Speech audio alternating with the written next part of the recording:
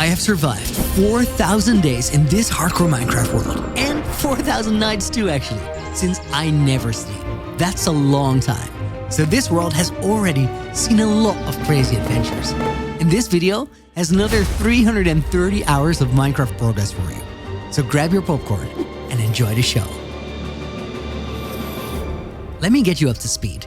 3,000 days ago, my base area looked like this. But I've been busy because I want to turn this place into my dream base. And that was just the start. Check out what I did underground over the last 1,000 days. You think this base is done, right? Wait, no, don't zoom out, close up. Oh, come on, man. Let's get started. This here is my storage room. And we're going to have to build a cave ceiling under this thing, so we don't have to look up at the underside of the mountain from the cave anymore. To be honest, the biggest motivator to build a ceiling was actually getting Stream Chat to stop suggesting that the storage room could be an underground UFO. You guys are weird. To prepare for construction, I used light blue wool and then mapped out where the 4 tunnels leading in and out of the storage room had to go. And then the grind began. I placed smooth basalt for about 20 days and made mad progress. I placed over 15,000 blocks, so the ceiling was just about done. No. You just saw me place basalt for about 7 seconds, but that was 7 hours of grinding for me, and it was only about 5.5% of the 272,000 blocks that I'm going to place over the course of this movie. So with 5.5% done in 7 seconds, that means I would need about 127 seconds in total. That's not bad at all. Huh? A mistake? Where? Oh no. To take my mind off the issue at hand, I decided to focus on something that was actually fun to work on. I had a problem to solve. You see, building a ceiling in the cave was cool and all, but it would make getting out of the base a lot harder. Now, as a gamer, in order to sustain a healthy lifestyle, it's important that you keep the effort required to go out and touch grass to the absolute minimum. So using 7 rockets to just fly up and out of the base did not meet that requirement. Which is why I designed a pretty epic teleportation system with an ender pearl stasis chamber and instant redstone wires. Shout out to Cakes. Dude, your name is more complicated than your redstone designs. But his instant wires are dope. Traveling 400 blocks was now a matter of less than a second. Redstone rocks. And honestly, my base is getting pretty sick with it. You know what else is sick? Well, I have a present for you. You can get my Season 1 Hardcore World on the official Minecraft Marketplace now. Check the link in the pinned comment and find out what special things we've added to the world to surprise you. Okay, back to work. Now that my logistical issue was out of the way, it was time to get back to the real fun stuff. I'm just reading the script here. Please send help. The next day on stream, I placed another 15,000 smooth basalt blocks. That's 8.7 sugar boxes filled with basalt from the generator, put through the super smelter, and then put into place block after block. 7 seconds of footage, 7 hours of pain. Why am I doing this to myself? At least we were another 5.5% closer to the end goal. But the next day, when the Trails and Tales update came out, I was so ready for adventure that I couldn't even wait for Optifine to come out. So I installed Sodium, sacrificed the day counter for the time being, and I flew out. For an entire stream, I investigated sussy sand, smelt ancient eggs underwater. Okay, Mojang, that's just weird. But above all, I quested around the world looking for trims and shards. I want to call these shards so bad, but apparently the English language has a very specific word for a broken piece of ceramic material, especially one found on an archaeological site. Well, yeah, that is exactly what it is. The more you know. All in all, it was an epic day of exploring the new update. I love the vibe, it's so chill, but then I found a woodland mansion. Luckily, clearing these is not too big of a deal. Just get the evokers first before they aggro. Yeah, that didn't work out at all. Before I knew it, I was swarmed by Vexes. I probably would have been fine, just going in with my armor on, but sometimes you have to live by the hardcore cliche and ask yourself, is that thing I'm about to do right here worth losing my world over? And with a world like this? Hell no. We'll be back here later with the big guns. At the end of the day, I made it back in one piece. Hatched the sniffer eggs, made my first decorated armor set to celebrate Pride Month, and then I got the careful restoration advancement as well as the power of books.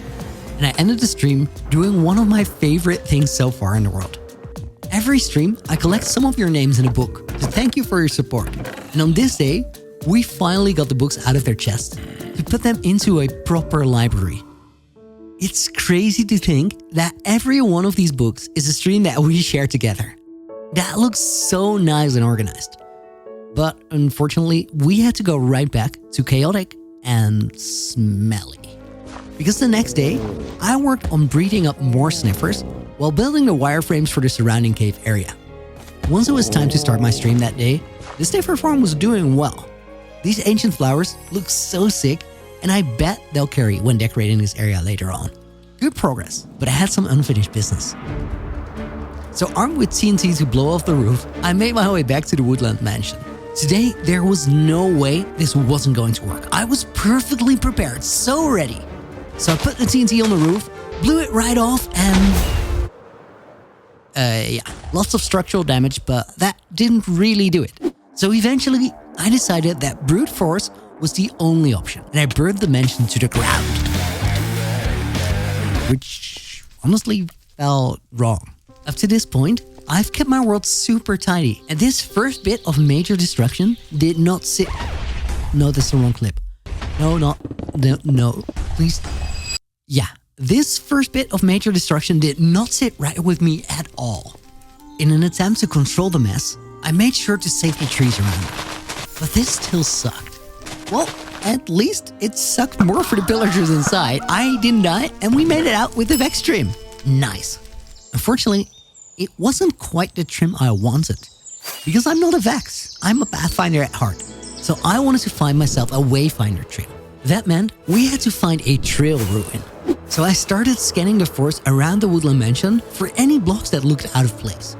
And sure enough, before I knew it, I found one in a nearby birch forest. Since I was still missing another armor trim, I combed through the nearby spruce forest as well. And there, I found a second ruin. Digging and brushing through these things was an awesome experience. The game moves really slowly while you're in here. On the way back through the nether, I went after bastions and fortresses. And although I found the netherite upgrade template and the rib trim, I totally forgot that the snout trim was a thing. We'd have to go back for that later. But for now, my trail quest felt pretty successful. But after 60 days of exploring, adventuring, and building up the wireframe for the soon-to-be green part of the cave, it was time to get back to some actual construction. Since day 3000, we had made a good bit of progress with the cave walls and ceiling, which looked a lot better. But it also meant we were about to lose access to our storage room, which was now above the cave ceiling. Luckily, we had a cool teleporter to go to the top of the castle, from where I could get down to... Yeah, no, that needs a better solution. So to fix it, I came up with an idea. If we could put a hanging bridge here between the storage room and the side wall, that could easily function as a landing strip for your local elytra-wearing loony. So I set up a bridge, wired up the redstone door leading into the storage room itself, and just like that, we had a nice clean entrance. I added some details to the cave leading up to the door, and boom! That was a massive upgrade from the floating storage room that we used to have. And with the storage room fixed and some real progress on the terrain, it was finally time to start decorating. The first item on my decoration list was the pink area, right next to these magical purple mushrooms. Now, let's go over a quick reminder of the plan for the cave. To make this both a magical place and a cool design challenge, I came up with the idea to assign different parts of the cave a different base color, so we can design each part around that color, and then gradually blend those areas into one another. So simply put, it's a color wheel, and it looks a little bit like this. Wait, I see you in the back drifting off. Your TikTok brain couldn't handle that, right? Let me help you. Came up with the idea to assign different parts of the cave different base color. So simply put, color wheel. It looks a little bit like this. Alright, everybody's back. Let's get to building. The first step was getting rid of the stale basalt terrain. As long as we're building a foundation, this stuff is great. But once the detailing starts, we need something a little nicer. So I went to work with coarse, normal and rooted dirt combined with dripstone blocks. And another 6 game days later, I had to start. But the pink blocks, they had to wait a little while longer. Because something that I had been waiting for since April 9th of 2022 was about to happen. It was finally time for revenge. Remember this guy? Yeah, He ended my previous hardcore world after 6,560 days. It was a hard blow. Luckily, Mojang has my back, so they added piglin heads to the game in a 1.20 update, which meant it was finally time for payback. The day before, I had name tagged and then lured a creeper into the nether, so when stream started, we went right for the main objective. I headed into the nether through the starter house portal, cleared the area of any gas-related safety hazards, and then Operation Pig Roast was a go.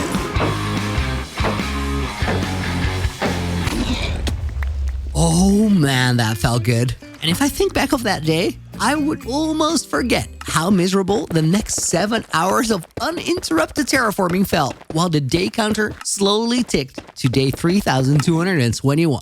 Yeah, I almost forgot. But hey, by the end of that stream, I had placed 25,000 blocks in a single day. Factoring in all the stream preparation I had done over the days before, that now put us on about 70,000 basalt placed, or about 25% of the terraforming completed. But more importantly, I now had the only trophy that really counts on my wall. Progress was being made. As a reward for the terraforming struggle, the next day had to be a fun one. So I decided to focus on the pink area again. I built a bunch of vines along the walls from mangrove roots, and then figured out a giant pink glowberry design from pearlescent froglights surrounded by different pink blocks. I made a bunch more of those, and then a giant sakura tree in the middle of the area, followed by a pathway around the entire place. Before long, the pink area was starting to shape up into something more than just a basalt terrain foundation. But we weren't done yet. This place needed more. So I added a river coming down and a bridge above that. But whenever there's a river somewhere, there has to be a place that it leads into. So I set up a beacon, built a snow outline as a reference, and started digging out an underground lake. The pink area was really shaping up, but then we ran into an issue. So this is my storage room, and this is fantastic. Okay, it sucks. Yeah, I don't want to build automated storage here because it is too laggy when you have all your farms in your base anyway. But I kind of lost something, so we have to find the cherry grove again. I don't know where the pink petals are anymore. Anyway, while I was in the cherry grove, I made a map, so I grabbed that one, and then I quickly made my way back there. If you're too stubborn to use F3 and too stupid to sort your storage, then at least make sure your Pathfinder game is on point. Mission successful. After that little side quest, I was able to complete the pink area for now by decorating the floor a bit, adding some leaves drifting off to the side, and filling in the lake. It was far from fully done, but I felt ready to go on and decorate the next area under the mountain. Wait, no, don't move the camera! Oh my god, not again. Yeah, you're right. These walls definitely gotta happen first. So I got back to wireframing before I embraced the challenge that made for one of the hardest streams I have ever done. This heap of shulker boxes is 30,000 smooth basalt. You know the drill. I kept going for about a 9-hour stream where I terraformed as fast as I could the entire time. It was honestly miserable. But it helped a lot that so many of you came to the stream to hang out. At least by the end of the day, we were now over 40% done with all the terraforming. But more importantly, I was ready to move on to decorating the next area of the underground cave. It was time to move on to the green area. Oh, hold on. That's right. We got a side quest. I've been running into a small issue down here. Let me explain. Okay. Yeah, it gets dark down here. We get it. But that's not the actual issue. You see, we have this night vision machine to fix that, which is great and all, but in the end, we're actually designing this cave to look cool when it's dark. And sometimes you want the night vision to be gone to check out a design. So we need a cow down here to drink milk whenever we want and turn off the night vision. To accommodate for our awesome new friend, I built a little island, found a cow in the wild, boated him off a bridge and through a beacon. And just like that, Bartholomew was ready to help us out whenever. Thanks for the name, guys. That is definitely not weird to say at all. Okay, with that done, green area. Focus up. We're going to split this one in 2 parts. A lush green area on the left with tons of plants and greenery, and then a slimy, gooey green area on the right with a slime river and a slime lake And that's where we're starting construction right now. To get ready for stream that day, I had constructed the basalt terrain foundation and laid out a reference line with slime blocks for the slime fall and the river. But while we're using the night vision, it's easy to forget that everything is pitch dark down here. I took out those unsuspecting mobs, which I have no idea why they didn't spot me. And then we lit up a slime river reference. To make things a little easier on myself, I started with the biggest pool to get a good feel for how this area was going to work. Using moss and other darker green blocks, I laid a base foundation, and then layer by layer, I built my way up to fill this basalt bowl with a gooey textured slime pool. And once that was ready, I built an arrangement of different white blocks on top to create a foamy splash effect from the slime pouring down into the pool. Next up was the slime river, and then the slime lake that flowed out into it. All of that took me about 3 days IRL, but the result was lovely. I would love to tell you more about it, but all it really boils down to is blocks were placed.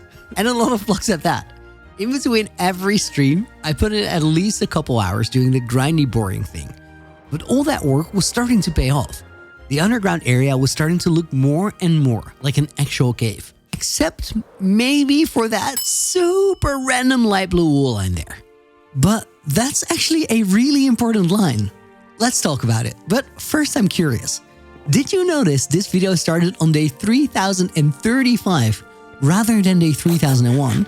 If you did, let me know in the comments because that's pretty sharp. So let's find out why I did that and rewind a bit. For a cool story, that would have been the weirdest way to start this movie. This is me on day 3000.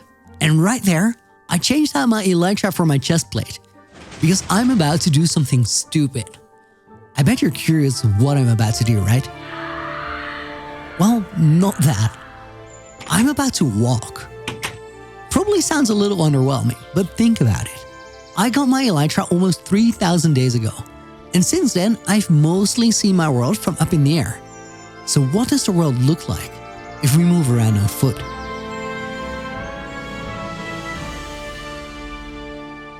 Egged on by longtime viewer Deadshot, I decided to not only figure it out, but make it a tradition.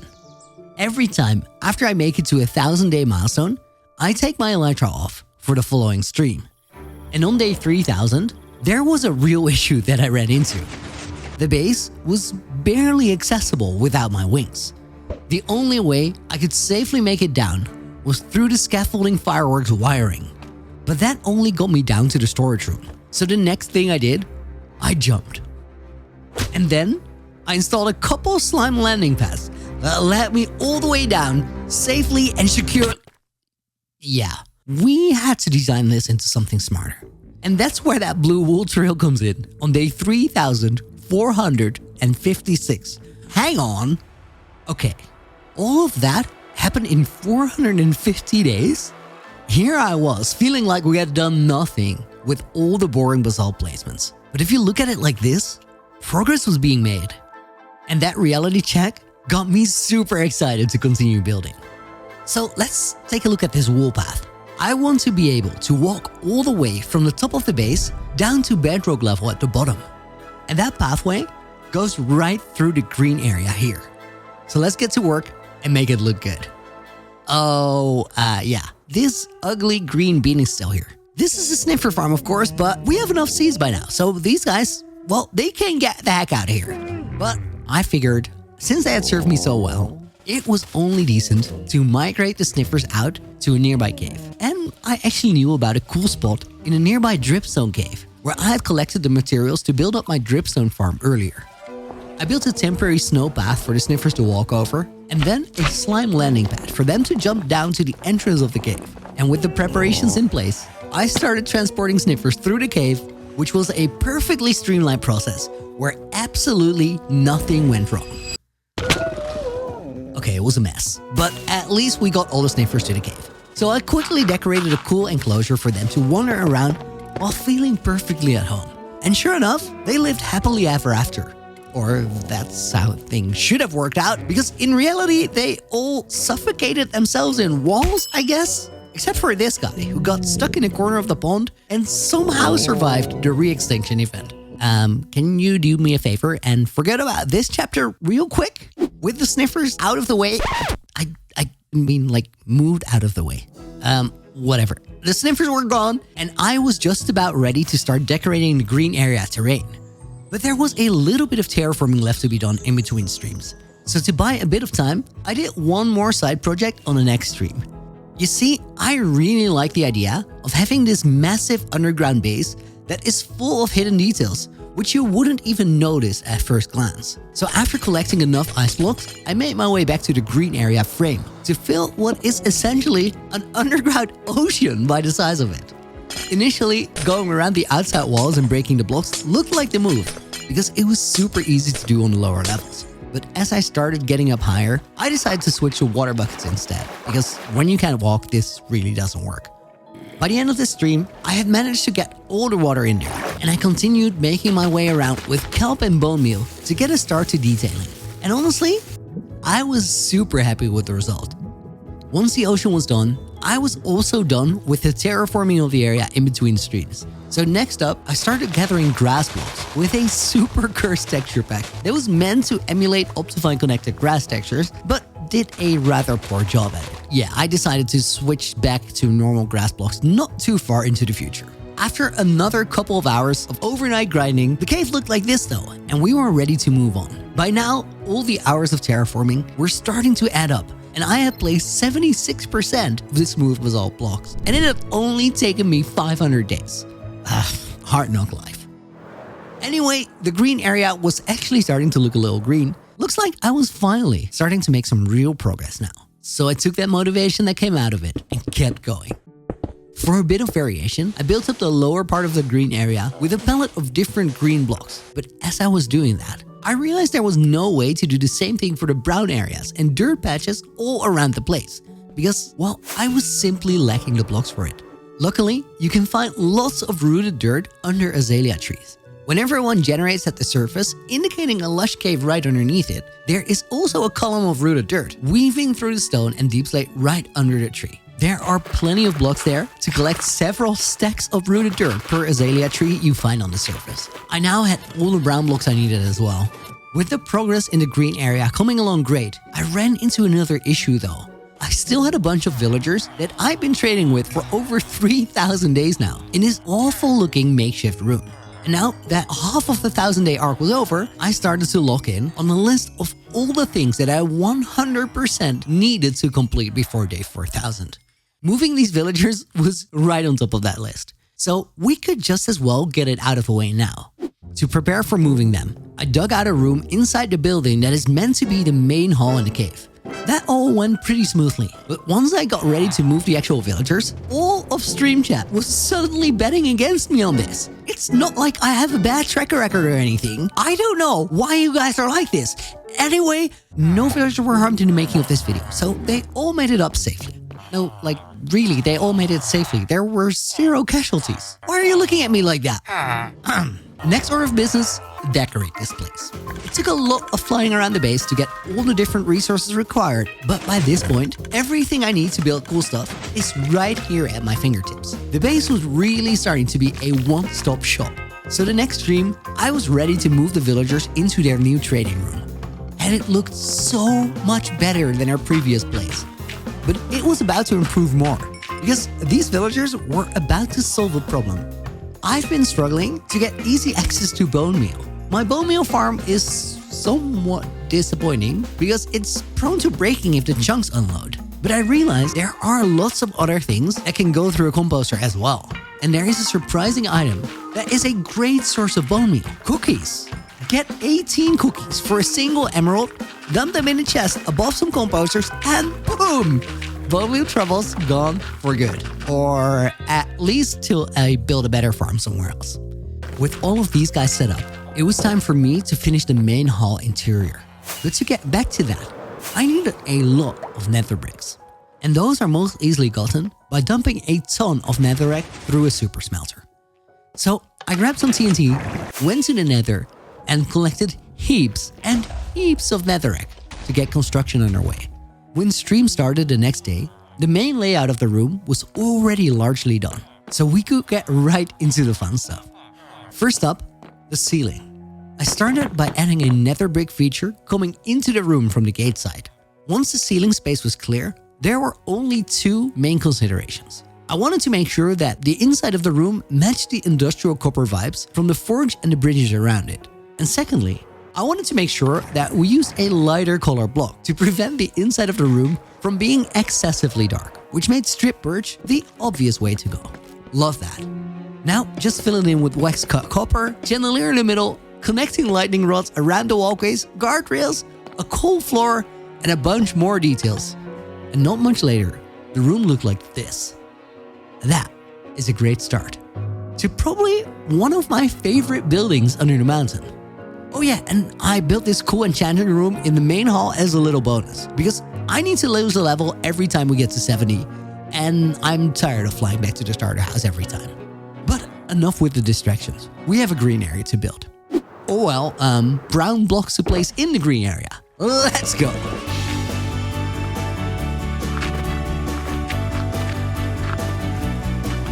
Yeah, those few seconds, well, those were 5 hours of careful, considerate block placings for me. The grind hits different. But at least we were ready to continue with something more interesting. Because during all the dull block placements, my brain hit me with a bit of an epiphany. You see, we're deep underground right now. But this base is tall. Like, it goes all the way from bedrock to the build limit. So that castle up there is basically in the clouds.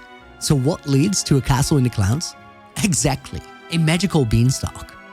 And this is me building the framework for it in 3 different colors of temporary blocks that I can insta-mine. So I can actually see what I'm doing, and it's still easy to replace. Certified smart loony moment right there. All right, that looks great. Took me a while to get the shapes right, but this is a good start. But those colors, well, those really suck. So I better replace these temporary blocks right away. There, much better. Epic progress, if you ask me. Later that night, I finished the 3rd part by myself after the stream in an attempt to not bore everyone watching the streams to death. After all, you guys have been right there with me during the great smooth basalt grind of 2023. So now that we were in the clear with terraforming, I really wanted to finally share some interesting decoration ideas with you. The next item on my list was making a slime refinery by the lake. Now, you might be wondering what a slime refinery is. Like, what does it do? Well, I don't really know, but it sounds cool, so we're making one anyway. Here, look at this. I found a pretty neat trick for making bamboo floors. A checkerboard pattern of mosaic and bamboo planks makes for these cool diagonal lines. Give it a try for yourself. I'm pretty sure it works for vertical walls too. After putting a roof on the building, fitting in a massive slime collection bucket, a channel to transport it down, and a kettle for processing in the bamboo floor, I had a pretty good start to the structure. And just by building it, I kind of figured out how a slime refinery would work. But unless the slimes are still alive, there is a very, very slim chance of the lake somehow jumping into the collection bucket itself. So I added a really cool crane to hoist the green goo out of the lake.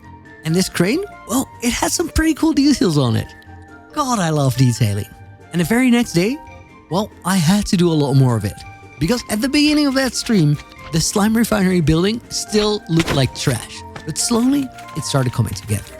And as the slime industry started looking good, somebody in chat called me out on the beanstalk being unfinished. Which, yeah, that's not quite a beanstalk yet, and I was low-key hoping nobody noticed. The thing is, I didn't really know how to do the final part of construction. Anybody know how to make the leaves on this skill? Well, I had no idea. But usually, if you run into this issue, there is only one way to fix it. So I started building the first 2 leaves, and they didn't work at all. These were way too flat, and adding more wasn't going to fix it. These leaves needed to hang down like a trader's llama. Excuse me. I meant gravity is a thing. These need to hang down. Designing something like this can be pretty tricky, because with square blocks, things can look a little wacky up close. But when I flew out, I realized this was definitely the way to go. It took a lot of readjusting the leaves to get it right. But with leaves, the beanstalk looked way better. Mission accomplished. Thanks for calling out my procrastination. Now that we were fixing problems anyway, the slime lake was pretty much out of control. Well, it wasn't that bad, but it needed to be contained. So I built artificial dams before adding loads more details to the refinery building. But that structure didn't really come to life until I built up the basement too. With all the pipes in place, it finally felt like this thing actually did something. But it was still a little bare bones on the inside. Nothing some stairs, fences, walkways and storage couldn't fix. Nice. But once we finished all of that up on day 3737, it was time for something very different. During the 3000 day arc, I had completed all the advancements in the game. But with the 120 update, a bunch of new ones have been added. One of which is a little tricky to get, as you need to find some really rare armor trims for it. I had found a lot of those already, but the most difficult one was still missing. The silence trim can only be found in ancient cities with a spawn rate of 1.2% chance per chest. So I flew out and the Looney Ancient City arc began. But it was a slow start. That city, I went in with 2 enchanted golden apples, looking for a silence trim. Super scared and never having spawned a warden in my world ever. It took me an hour to explore the ancient city, and we didn't find what we were looking for. That experience really sucked. So the next day, I realized we couldn't stick with that same strategy. It was simply too slow, and me being a scaredy cat didn't help. Luckily, there is a surefire remedy for that very issue. Practice.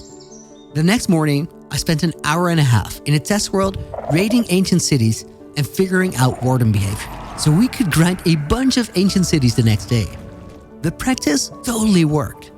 But it was sort of futile because I got silenced in the very next city.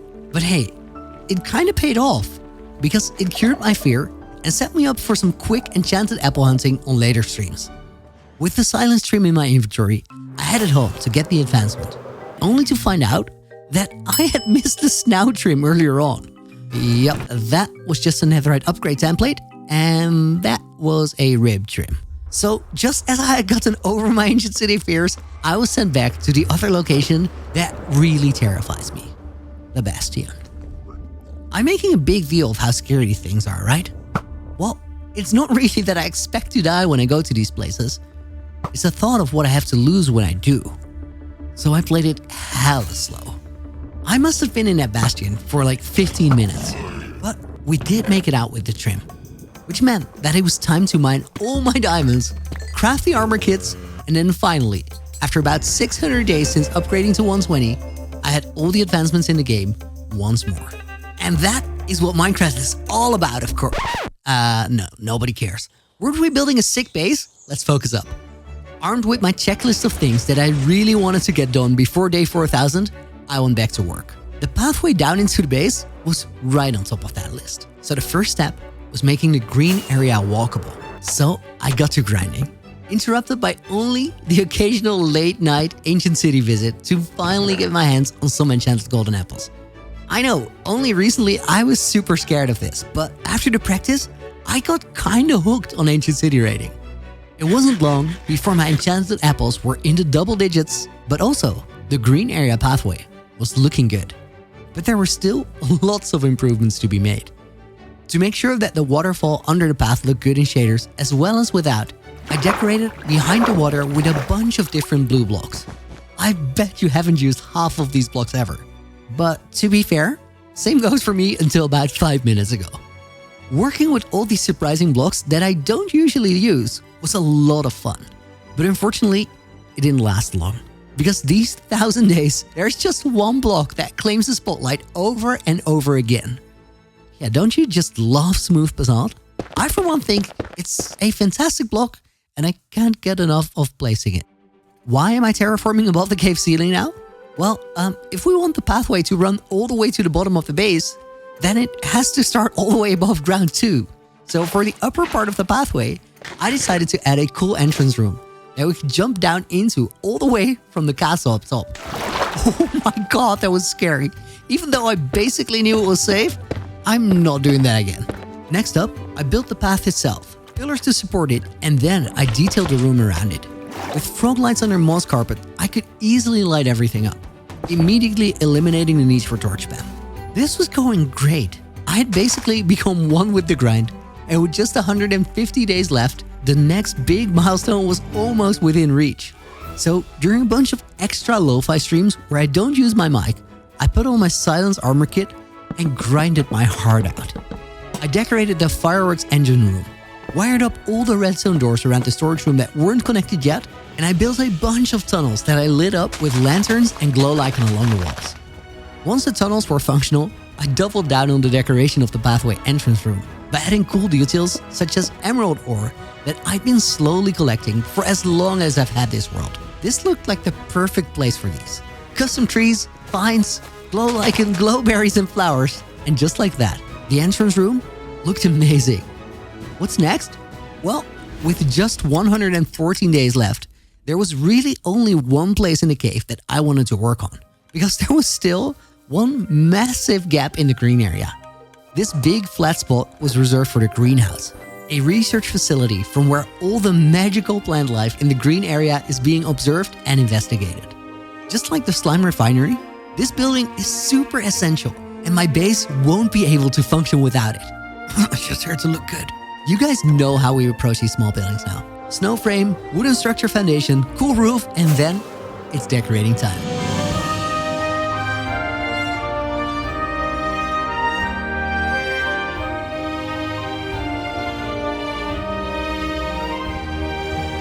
This place turned out super cool if you ask me. So many cool details to look at.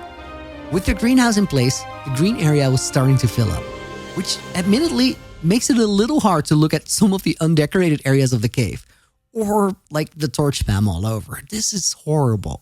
But we were a long way from where we started on day 3000. It's kinda easy to forget how much distance we've covered, right? Day 4000 was around the corner, and that meant there were only 2 things left on my list. I had to get fireworks show ready, and I had to finish up the pathway. Since the castle itself was already absolutely packed with firework dispensers, I felt like we didn't really have to add any more above ground. The only thing that needed to happen there was me squeezing into all the tiny firework dispenser rooms hidden away in the towers, take measurements of any empty dispensers, and restock them. Easy enough. And with that out of the way, getting some fireworks in the cave, although a bit crazy, would be a very cool addition. So I did the most fun craft in the game. I hate making dispensers, but it was all worth it because the fireworks looked so cool.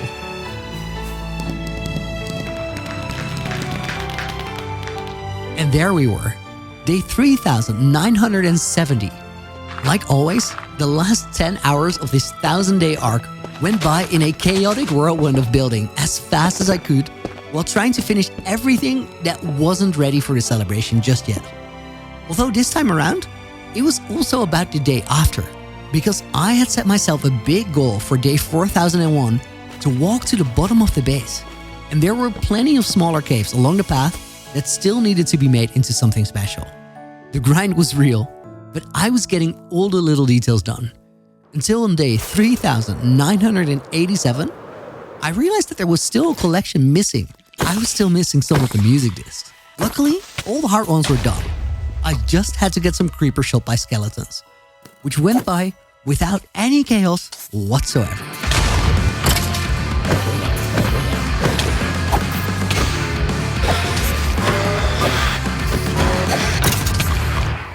Between nights, I patched the creeper holes back up to prevent the entire area around my base from turning into a devastated battlefield.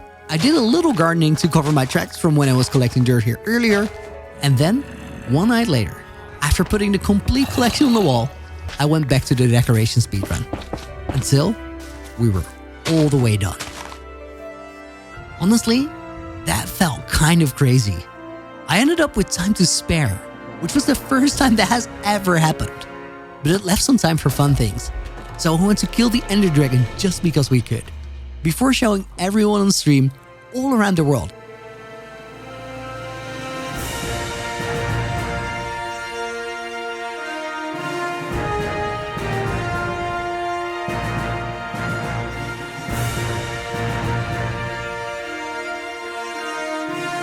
And I'm finally flicking my favorite lever in my entire world.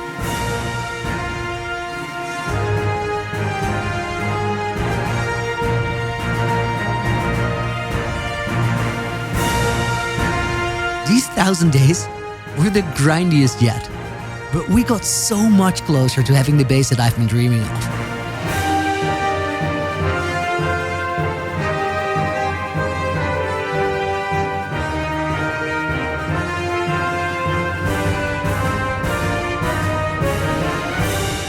Now there's just one part of my base that needs all the work. I'll be doing the castle interior next. And from the future, I can tell you that it will be a lot crazier than you probably expect. I can't wait to tell you that story when we hit day 5,000. I'll see you there. Looney, out.